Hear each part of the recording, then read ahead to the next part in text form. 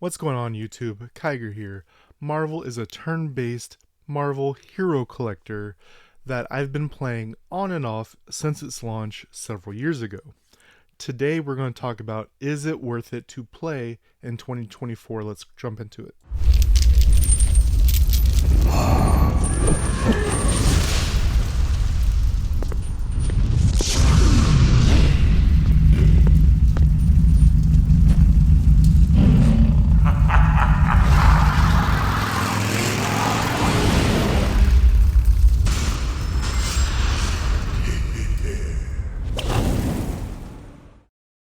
Alright guys, I'm going to walk through what draws me to the game, what I think would draw newer players to the game, and then I'm going to walk through the different game modes.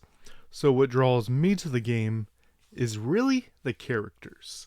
So a lot of my childhood was watching the Marvel stuff, and even ones that I haven't seen, like I don't really know Agatha Harkness, right?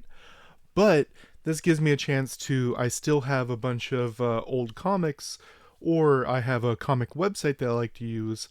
I can go read stuff about this character and see how they branch and connect to other characters I do enjoy. Now, what's going to attract other people is probably similar things, as well as every new character is obtainable by free-to-play players. You will play some other games where you legitimately can't ever get the character unless you spend money. With here, it's generally a waiting game. There's generally a early release, or you're able to spend to get the character. Then there's events to get the character, which free-to-play will get an unlock, and spenders or medium spenders will get a couple more of that character. And then once it's been out for a little bit, then it becomes a lot more accessible to everyone. So you're able to get all the characters. It's just a waiting game. This is a resource management game. So pick leveling up particular characters that you like or work for different game modes is something to go after. June, this month, is an amazing time to start in 2024. I'll be talking about that in my video tomorrow, where I'm doing a free-to-play new player experience. This is my main one that has been sitting around. I haven't touched it in the last year and a half. Played it the last couple weeks, and I have been spending. But I'm going to be showing the free-to-play aspect as well. Now, walking you through the different game modes, I'm going to go from left to right. Up here, challenges. This is, if you're familiar with this type of game, hero collectors, resource management games, this is going to be something very familiar. You're going to be able to get different resources like gold, or different energies for different game modes, or ways to upgrade your characters.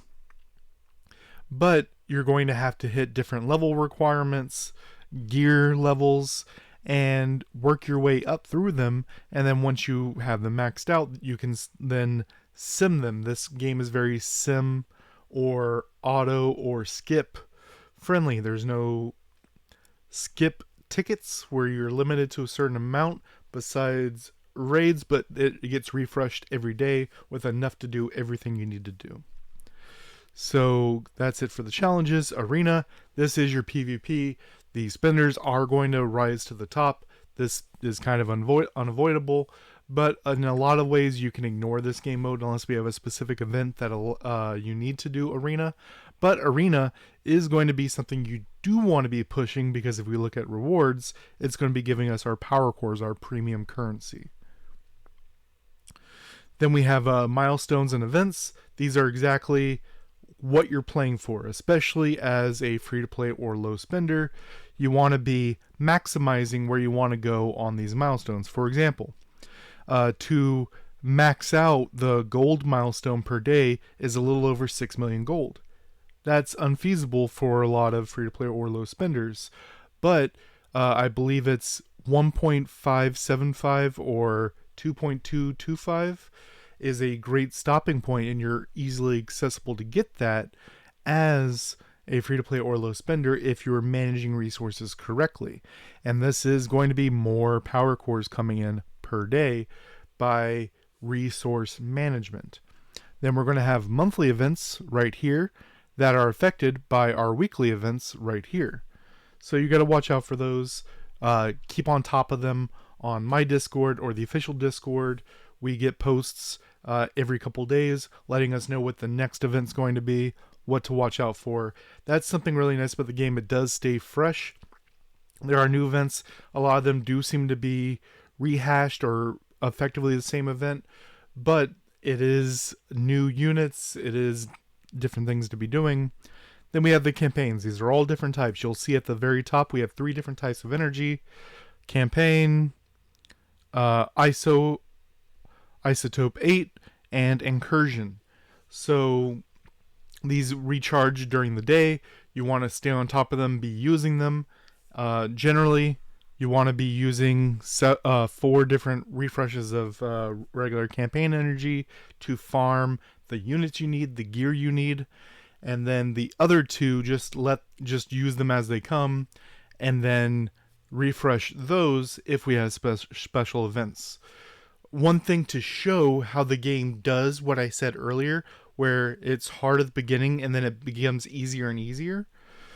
Yellow stars, if we scroll to the bottom, as you see, this character has 4 red, 7 yellow. Yellow is how many shards you have of the character. You upgrade them, it increases their base stats. Red stars are extra of that. Think of this, in my mind, as an 11 star. But this was really hard to get for a long time. What we just saw, incursion, right here, look at the drops here, is 6 and 7 red stars. It's a lot easier to get these now in the game, and this is kind of how their structure works. Then we have Blitz. Blitz is definitely not everyone's favorite because you fight with a team of 5 against your choice of 3 teams of 5, and you can auto this 7 button right there once you're at a little bit higher level. I believe it's 60 or 65. And I'm probably going to lose. No, there we go. So as we see here, I get the Blitz points. I get the currency, which is I use in the shop. And this is something that a free-to-play or low spender can take advantage of. It is not the most fun thing to do, but it is an advantage you'll have over other players because they find it not fun to do either. But it doesn't take very long. You can be watching a movie, pap, be done in roughly 3 to 5 minutes. If you have maxed out teams where it's 53, I believe at the time of this recording, then maybe closer to 8 minutes to just go through the whole thing. They take an hour to refresh, and the max is 8 a day energy to do it again. It's really one that a lot of people skip. Alliances. This is the lifeblood of the game, the community. Play with some other players that are like-minded. If you're looking for a team of spenders, make sure you let people know you're looking for that. If you're looking for free-to-play players and progress, let them know for that. If you want to focus on raids, if you want to focus on war, if you just want to kind of chill and press the buttons 2 or 3 times a day and that's it, sounds good, as long as your alliance are like-minded individuals. Then over here is really the late game stuff.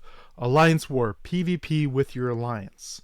Alliance Raids, PvE with your alliance. Crucible, PvP one-on-one. There's 4 people in the dome. You fight each of the 3 people over the course of 3 days, and then you get a payout based on how well you do. Epic campaigns is kind of how the game is centered right now. You have the Dark Dimension, where you have to upgrade your characters and then run through these waves of PvE enemies. And then at the end, you get an unlock of a character generally. And then you can do it again to try to do it the fastest possible. As we see, let's say right here, leaderboard timed how fast you can do it. That's something that you can fight against other players to do. Then we have the Apocalypse Saga, where you can unlock the 4 horsemen This is always available. And then once you have the 4 horsemen, you can unlock Apocalypse, who is a monstrous mutant character. Then we have the Trials, which is the legendary used to be kind of rough. How the legendary system used to be is it would come around, and then you have to upgrade specific characters, and then go through it to unlock them. But if you miss your chance, and then you get your characters up, you would have to wait up to a year for the character to come back.